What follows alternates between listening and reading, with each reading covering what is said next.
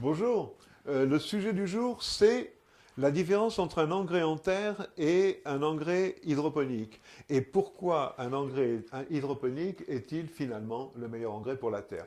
Ben voilà, l'explication elle est toute simple, hein. Elle est là juste à côté de moi. Il n'y a pas besoin, comme disait je ne sais plus quel imbécile, un petit croquis vaut mieux qu'un long discours.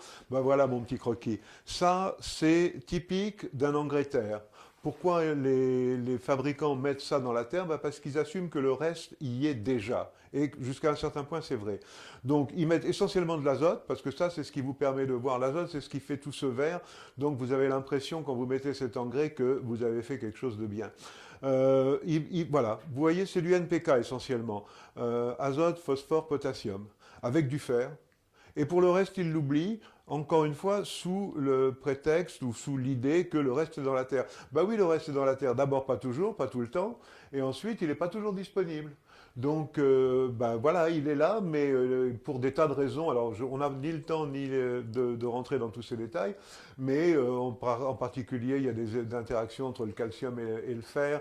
Il y a des histoires de pH qui font que certains de ces éléments ne vont pas être absorbables parce qu'ils sont, on va dire, coincés, complexés dans une molécule organique. Donc voilà. Donc, en effet, un engrais terre, vous allez voir quelque chose, mais vous n'allez pas nourrir complètement votre plante. Ben nous, on fabrique des engrais qui font pousser des plantes dans l'eau. C'est-à-dire qu'à partir du moment où on rajoute de l'oxygène dans l'eau et qu'on leur met tout ça, eh ben, on a une croissance optimale. Donc voilà. Alors, on remplit les besoins. Vous voyez là, on a essayé de reproduire les différents besoins parce que les quantités sont très très différentes. Le besoin le plus important, c'est le besoin en azote. Vient ensuite le besoin en potassium, puis celui en phosphore, etc., etc., magnésium, calcium qui est avant magnésium, et encore ça dépend des plantes.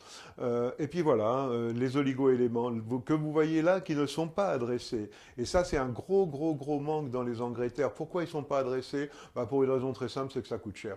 Dans tout ça, cette petite ligne-là, elle coûte beaucoup plus cher que toute cette ligne-là.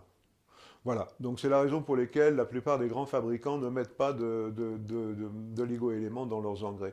Donc voilà, une fois que vous avez dans un engrais tout ce qu'il faut à la plante, même si éventuellement il y avait ça en terre, eh bien là au moins tout cela, ils sont directement disponibles.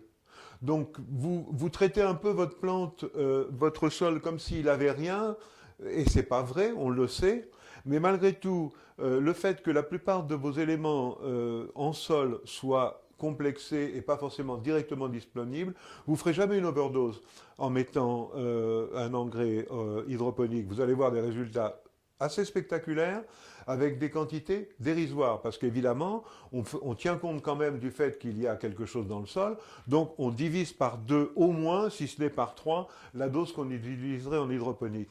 Mais voilà, moi je vous conseille fortement, fortement de faire des essais en terre avec nos engrais hydro.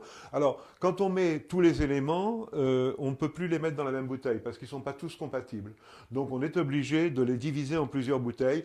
Bon, c'est un tout petit peu plus complexe que si je prends une bouteille, je verse. Bon, mais vous assurez complètement la nutrition de votre plante. Et donc, si vous faites des choses pour la médecine, vous allez avoir un maximum de principes actifs. Si vous faites des choses pour manger, vous allez avoir un maximum de vitamines et de sels minéraux que vous n'aurez pas avec cet engrais-là.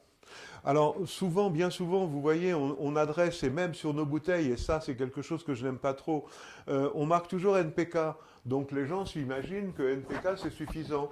Et les gens imaginent que les plantes poussent sur ces 3 éléments. Eh ben non, là vous voyez, il y en a 13, et moi je pourrais en rajouter au moins 2, la silice et le cobalt. Donc on est déjà à 15, hein, et il y en a probablement d'autres. Mais voilà, il y a au moins 15 éléments nécessaires à la croissance optimale d'une plante. Et nous, sur ces 15-là, on en apporte 13. Le cobalt n'est nécessaire qu'en cas d'assimilation d'urée. Donc c'est vraiment pas très très très utile. Et ça par contre, il y en a souvent assez dans le sol. Et la silice, la silice elle est naturelle, il y en a partout, donc on n'a pas besoin d'en rajouter. Donc voilà, avec ça on adresse toute la nourriture d'une plante. Essayez nos engrais minéraux en sol et vous allez être surpris des résultats. Je vous remercie de votre écoute, je vous souhaite de bonne culture et si vous voulez avoir plus d'informations de ce genre, abonnez-vous à notre channel et nous allons continuer à publier toutes les semaines des petites vidéos informatives telles que celle-là. Bonne journée, merci, au revoir.